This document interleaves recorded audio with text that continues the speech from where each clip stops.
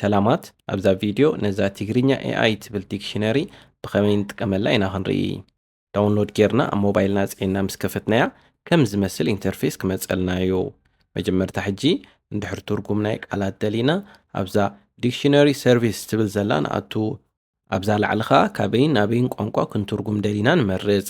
ንኣብነት ሕጂ ካብ ትግርኛ ናብ እንግሊሽ እንድሕር ትርጉም ደሊና ኣብዛ ቀዳመይቲ ትግርኛ ንመርፅ ኣብዛ ካልአይቲ ኸኣ እንግሊሽ መሪፅና ነቲ ክትርጎም ዝደለናያ ቃልካ ኣብዚኣ ንፅሕፎ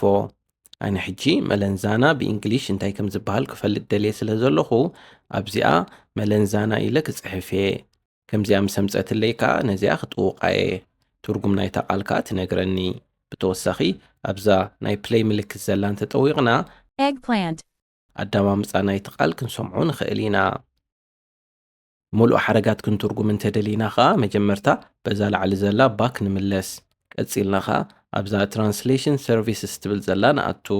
ልክዕ ከምቲ ኣብ ምትርጓም ቋንቋ ዝመርፅናዮ ኣብዚ እውን ቋንቋ ንመርፅ ንኣብነት ካብ እንግሊሽ ናብ ትግርኛ እንድሕር ክንትርጉም ደሊና ኣብዛ ቀዳመይቲ እንግሊሽ ኣብዛ ካልአይቲ ኸኣ ትግርኛ ንመርፅ እቲ ዝትርጎም ሓረግካ ኣብዛ ቦክስ ንፅሕፎ ፅሒፍና ምስ ወዳእና ኸኣ ነዛ ትራንስሌት ንጥውቕ ከምዚ ኸኣ ትትርጉመልና ነዛ ፕሌይ ምልክት ዘላ እንተጠዊቕና እውን ኣዳማምፃ ናይቲ ሓረግ ክንሰምዖ ንኽእል ኢና ብተወሳኺ ኣብ ኢሜይል ይኹን ኣብ ሜሴጅ ዝተሰደደልና ፅሑፍ እውን ክትትርጉመልና ትኽእል እያ እቲ ፅሑፍ ኮፒ ጌርና ናብዚኣ መፂና ኸኣ ፔስት ንብሎ ቀፂልና ኸኣ ትራንስሌት ንጥውቕ ከምዚ ኸኣ ሙሉእ ሓረግ ክንትርጉም ንኽእል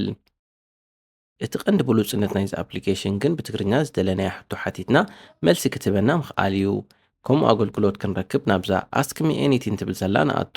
ቀፂልና ኣብዛ ኣስክ ትብል ዘላ ንጥውቕ ኣብዚ ሕጂ ድሌትና ክንሓታ ንኽእል ኢና ንኣብነት ሕጂ ኣነ ሓድሽ ልምዲ ብኸመይ ክፈጥር ይኽእል ኢለ ክሓታየ እዚ ኣፕሊኬሽን ከዓ ብኣርቲፊሻል ኢንተሊጀንስ ተሓጊዛ ኣብኡ እንከላ ንፁርን ሰፊሕን መልሲ ትህበኒ ቀፂለ እውን ኣብ 2025 ክገብረን ዘለኒ ናይ ዕዉታት ሰባት ልምዲ ዶ ትነግርኒ ኢለ ክሓታየ ከይዶም ጎየትካ ናይ ዕዉታት ሰባት ልምድታት ብዝርዝር ተቐምጠለይ ኣጠቓቕማ ናይዚ ኣፕሊኬሽን ነዚ ይመስል እንድሕር ደስ ኢላትኩም ፈቲኹማ ኸኣ ኣብዛ ሬት ኣወር ኣፕ ትብል ዘላ ከይድኩም ክንዲ ትዘዕገበትኩም ክኸብ ሃቡና